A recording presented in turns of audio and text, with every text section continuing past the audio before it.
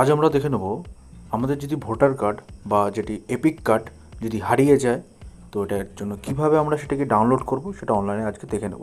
তো আমরা গুগলে চলে আসবো, এখানে লিখে নেব NVPS। এই ভোটারের যে অপশানটি আছে সেটাকে ক্লিক করব। এরকম একটি ইন্টারফেস খুলে যাবে তোমাদের সামনে। এখানে তোমাদের যে রেজিস্ট্রেশন নাম্বার করেছিলে এবার সাইন আপ করে নেবে। এখানে তোমাদের পাসওয়ার্ডটা দিয়ে দেবে, নিচে ক্যাপচারটা দিয়ে দেবে। এখন তোমাদের মোবাইলে যে ওটিপিটা আসবে সেটা দিয়ে দেবে। চলে আসবে এপিক ডাউনলোড, ডান দিকেই থাকবে, এটাতে ক্লিক করবে এবং এখানে চলে আসবে যে প্রথমেই এন্টার এপিক নম্বর যে অপশানটি আছে সেখানে তোমাদের ভোটার কার্ডের নাম্বারটি, যে স্টেট সেই স্টেটটি সিলেক্ট করে নেবে। আমাদের ভোটার কার্ডের ডিটেলসটা নিচে চলে আসবে এবং নিচে সেন্ড ওটিপি বলে যে অপশানটি আছে সেটাতে ক্লিক করে দেবে।